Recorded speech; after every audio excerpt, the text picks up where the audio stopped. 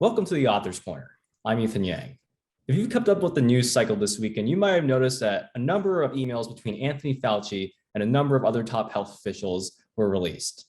Over the weekend, AIER, on their initiative of Phillip Magness, obtained a collection of these communications through a Freedom of Information Act request at that last week. It's worth mentioning that we filed this request at the end of December of 2021 and only received those emails about Thursday or Friday of last week, i.e. this winter. The NIH was actually ready to hold out for much longer, but thanks to a number of email exchanges, we were able to hasten that timeline. These emails revealed a number of explosive conversations, including an overt discussion, organizing a campaign to attack opposing viewpoints on lockdowns, the endorsement of activist epidemiologists, and disparaging comments about the anti-lockdown Trump official, Dr. Scott Atlas. And 2 pages that were completely redacted. And we are in the process of seeing if we can appeal that to see what is in those documents as well. Phil Magness joins us today, the man of the hour, the guy influencing the news cycle, the guy who lives rent-free in just about every top public health official's head these days. Phil, how you doing? Oh, doing all right. It's been a very exciting weekend. Oh, I bet it is. Just to start off, let me read, I guess, the email that really started it all, which is about October 8th, 2020. This is about the time when the Great Barrington Declaration was signed. The Great Barrington Declaration, for those that don't know, was a document basically declaring an opposition against lockdowns and the general idea that all society needs to basically freak out and change radically in order to fight COVID-19. It was asking for a more light-handed approach. Obviously, didn't have any specific proposals. It was more of a declaration against the way COVID-19 was being handled at the time. It was signed by 3 top epidemiologists from Harvard, Stanford, and Oxford, and subsequently signed by tens of thousands of public health officials across the world. So we got a hold of an internal communication, which reads, "Hi, Tony and Anthony Fauci. Hi, Tony and Cliff. This is from Francis Collins, the director of the NIH. He sends a link to the Great Barrington Declaration, and he says, this proposal from the 3 fringe epidemiologists, the 3 fringe epidemiologists, of course, are being top professors from Harvard, Stanford, Oxford, and also worked with the NIH on various matters as well. So these are not exactly fringe epidemiologists. Back to the quote, who met with the secretary seems to be getting a lot of attention, and even a co-signature from Nobel Prize winner Mike Levitt at Stanford." Another fringe epidemiologist. Nobel Prize winner, another fringe epidemiologist. There needs to be a quick and devastating published takedown of its premises. I don't see anything like that online yet. Is it underway, Francis? And of course, after that, we've seen an explosion of anti-GBD style op-eds and newspapers across the world, really, basically opposing the ideas of the anti-lockdown document. So I guess, Phil, what does this email look like to you? Well, it confirms a suspicion that a lot of us have had for a while, because we worked on the Great Barrington Declaration conference directly, hosted it at AIER, and got to see real time as it was announced. It went on the news. It went viral over the first week.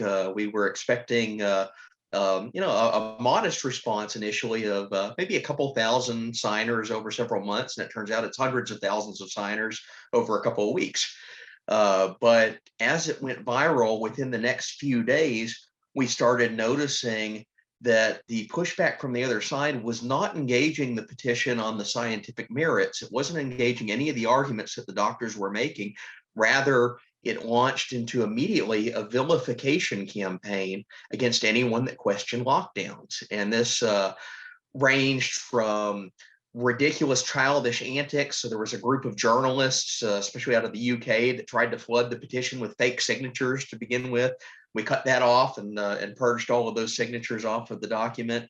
Next, they start spinning conspiracy theories, bizarre personal ad hominem attacks at the doctors and at anyone involved in the Great Barrington Declaration. And this all really starts to take off about 3 or 4 days after the declaration was announced and went public. And what we found in these emails is that there's no coincidence here that the vilification campaign intensified. It was in fact ordered by and being directed by two top officials at the National Institutes for Health. That's Francis Collins, the director, and as we all know, Anthony Fauci. This email is direct confirmation that these two top public health officials, rather than engaging the arguments of the Great Barrington Declaration, which countered the policies they had been advising for months through their roles as official policymakers in their official capacities for the US government. Well, instead of engaging the counter arguments, they launched immediately into an attack and smear campaign, basically a government propaganda campaign to destroy the scientists themselves. And I'm not really following every single debate everywhere, but from what I understand, the only real debate between many of the top founders of the Declaration, like Martin Kulldorff, were hosted by the Soho Forum, Exactly. which is like a libertarian-leaning debate forum. But I haven't really seen anyone go at it in a substantive manner in the mainstream press, not let alone the White House for that matter. Even Scott Atlas, one of the officials in the Trump administration, was there. He didn't get to have his moment either. He was basically attacked as well. And we actually found an email basically just throwing ad hominems at Scott Atlas as well. Can you talk a little bit about that? Yeah, so over the next week or so, as the Great Barrington Declaration is really taking off, and you got Fauci and Collins, who have resolved from the moment they find out about this thing to run a smear campaign against it, not to engage it, but to attack, destroy, and quote, take down the scientists. That was the order, the directive from Collins. Well, over the next week, as the petition continues to gather steam, you can see in the emails that they are both essentially freaking out about it. And the really interesting one that comes up next is on right before October 16th. That was the next White House task force meeting for the coronavirus task force.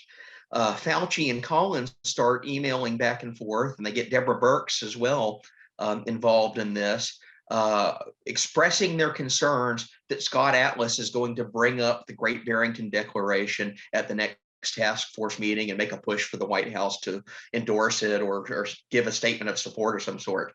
So what they do is they start gathering all their talking points, all their ammunition that they have to try to bring together and attack it during the task force meeting.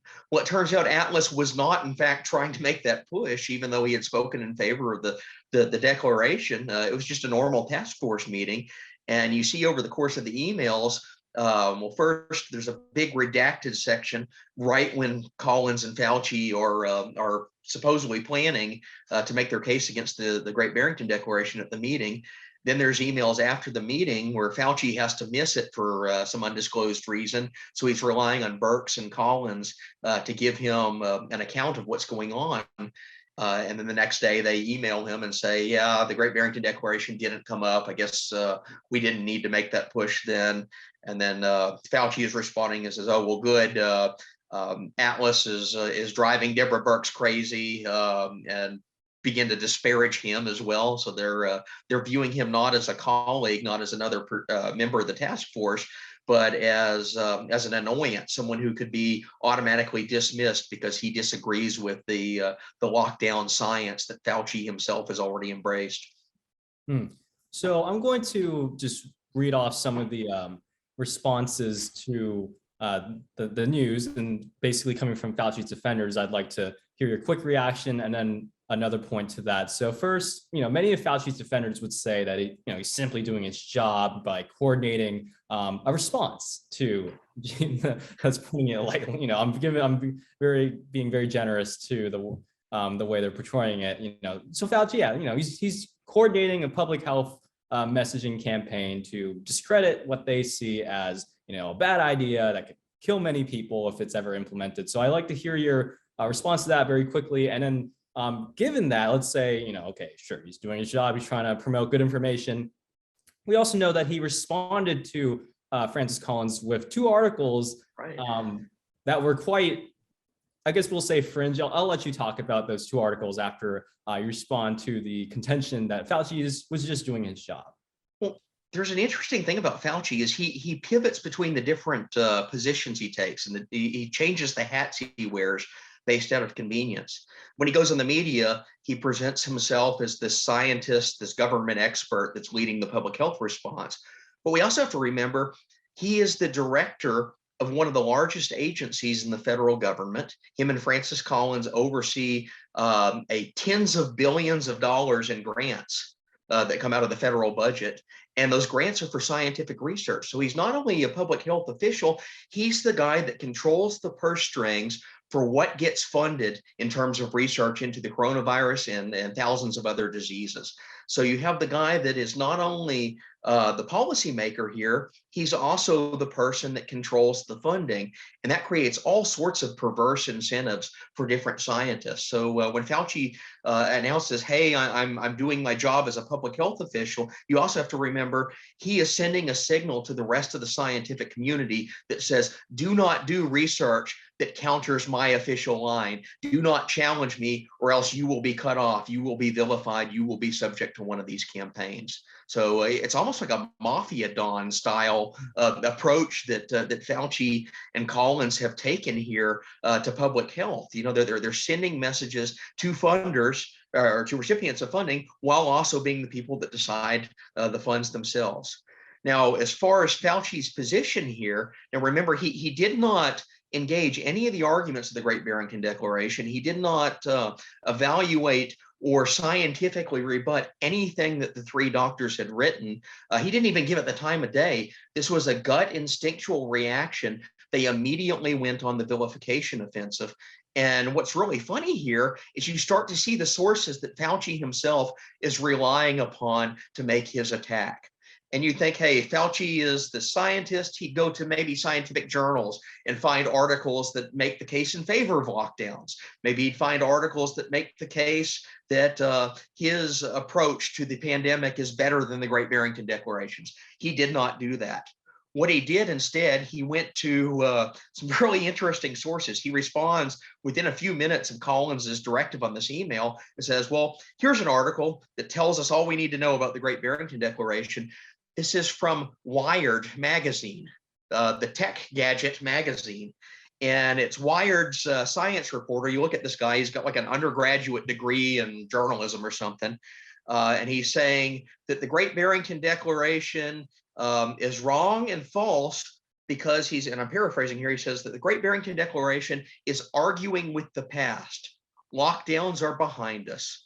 Lockdowns are not coming back. We aren't going to resume the policy from March 2020 of shutting everyone into their houses. And this is about October 8th or 9th, 2020. So the fascinating thing about this article, it has one of the most boneheaded takes of the entire pandemic to come out of journalism. Here's a guy in October 2020 saying, yeah, lockdowns are behind us. We don't need to worry about them. The Great Barrington Declaration is basically arguing against a straw man. The policy has moved beyond that at this point, so don't worry. Well, what do we know happened next? Within a month, the entire UK was back into lockdown. Within a month, states across the United States are starting to re-announce lockdowns for the winter wave of 2020. Within a month, countries across the world are going back into lockdown. Here we are over a year later, and lockdowns are still with us. Just yesterday, the Netherlands announced that they're going back into lockdown for the third time. So not only is this article just completely wrong, it's being endorsed as the very first thing that Anthony Fauci uses to respond to the Great Barrington Declaration. It's not a scientific article. This is a journalist who's giving a political take that Fauci happens to agree with. And what's he doing? He reads it, and then he goes on TV and he parrots it right back to the exact same journalists that are basically carrying the water for him. So that there's a circular tactic at play here. Journalists write political messages attacking the GBD. They publish them. Fauci gets those journalism articles, the editorials, builds his talking points out of them, goes on TV and repeats them right back to the same journalists. And we call this science. It's absolutely absurd. The next thing he does, and this is where it also gets interesting, he finds a second article by a public health professor at Yale University by the name of Greg Gonsalves. And Gonsalves, if you follow his Twitter feed, he's continuously one of the most unhinged commentators of the entire pandemic. And he was really set off by the Great Barrington Declaration. Right around the same time that he's writing up these articles attacking the GBD, he is tweeting profanities and F-bombs at the Great Barrington Declaration. He's also insisting that lockdowns are behind us and that this is nonsense. We don't need to worry about it. Lockdowns are a thing of the past. Within a month, he's advocating lockdowns himself. But this is the inconsistency of these people. But what Gonsalves does is he writes another op-ed to the far left magazine, The Nation, denouncing the Great Barrington Declaration. And his big grievance against it is that Martin Kulldorff, one of the co-authors, co-signers of it, had just given an interview with another far left magazine, Jacobin, where he pointed out quite reasonably, he said, wait a minute, lockdowns are not good from a progressive perspective either, because they harm the poor. They hurt the poor the most. And we need to be thinking about this if we're going to adopt these policies, that they do have effects on poor people.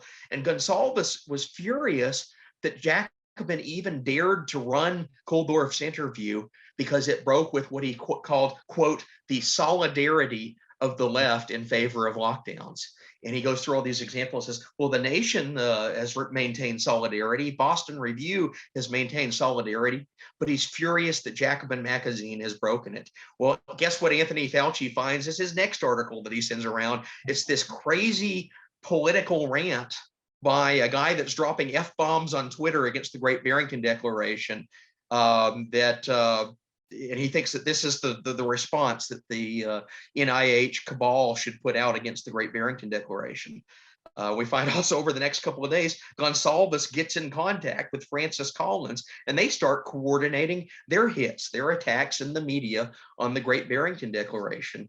So basically, to just summarize what we find from the emails is that this is not driven by science at all. It's all politics, and it's these two bureaucratic officials that have basically gone to media journalism and politics to build a response to a scientific document. And they use journalistic talking points from very dubious, very suspect, politically skewed sources to build their entire basis of an attack. So I guess one last question to round out the interview. It seems like the huge theme here is the politicization of science. I'm sure we've been talking about this for the past 2 years already, but perhaps nail in the coffin is another email from this FOIA request that we have, which is essentially just a list of political op-eds from sources like the New York Times and the Washington Post that was sent to Fauci, and then Fauci basically just expresses his approval, and we're assuming that he used that for his various talking points at his press conference or something like that. But to round us off, how would you say the public should react to such a discovery? Well, I think it's very revealing that there are two Anthony Faucis before the public that we see. One is the one that goes on TV, and we've heard him do this for months and months. He comes on TV and he says, I represent the science. I am the scientist. It's almost like an Emperor Palpatine moment. I am the science. He's gone on TV and basically said just that. And anyone who attacks me is attacking science. This is his claim. And he always says he's above the political fray. He doesn't get into the politics. He's just trying to represent the science. But what we find in these email discoveries is every time he goes out in the public to try to make an argument on policy, he's relying on the crudest forms of political journalism for all of his talking points. So the email you referenced, this is one of the last ones that comes in the FOIA delivery that we received. This is after the task force meeting where they deflected and didn't bring up the Great Barrington Declaration. Fauci's still continuing to figure out how he's going to wage the smear campaign. So he appears to, in another email that we didn't get, I guess it may have been one of the redacted ones or something, he appears to have asked the NIH chief of staff to assemble a list of articles that counter the Great Barrington Declaration that he can use basically as his talking points when he goes on MSNBC and CNN and all the media outlets that we know that he loves and adores. And what we get back from the chief of staff, again, it's not scientific articles, it's not scholarly journal publications, it's not even opinions coming from scientists for the most part. What it is a list of political op-eds in Fox and the New York Times and all of these journalism outlets that were editorially extremely pro-lockdown all along. And here's Fauci getting this list, and then the chief of staff says, I've highlighted the ones that I think you should use, the best ones, the best three. And what we see whenever Fauci goes on TV, he's claiming to represent the science. So that's the one side of him that he's putting forth to the public. But the reality is he's building his quote unquote scientific messaging entirely on political journalism. He's playing politics. He's doing the exact same thing that he is claiming that he's that he's basically denying whenever he puts forth these announcements that he is the science. You find that here's a guy that is not in fact involved in scientific debates, but is deep in the world of political journalism, and he's using that political journalism to form his main talking points when he goes on TV. And yet that's what gets reported as scientific authority. You know, the press doesn't let you know that the scientific authority that they're putting forth as this like the sage advisor to get us through coronavirus is taking all of his cues from the editorial page of the New York Times and Fox and Wired magazine and all these other dubious suspect sources that really are not engaged in science themselves. So it's a circular echo chamber of politics, and it's coming from the very top levels of the NIH. I may not have a background in medicine, but I know if you press somewhere and it hurts, that probably means there's something wrong. And Phil, you've clearly found where it hurts. And so I'm sure you'll continue to investigate this further, and AIER certainly has your back on this. And to our viewers, we will continue to do the work that we do. Phil, thank you so much for hopping on the show today. Absolutely. If you guys liked what you heard, make sure to follow us on YouTube, Twitter, Facebook, as well as check out our website at AIER.org. If you really liked what you heard, you want to support more cutting edge research like this, make sure to become a donor. All that information and more can be found at AIER.org. Thank you.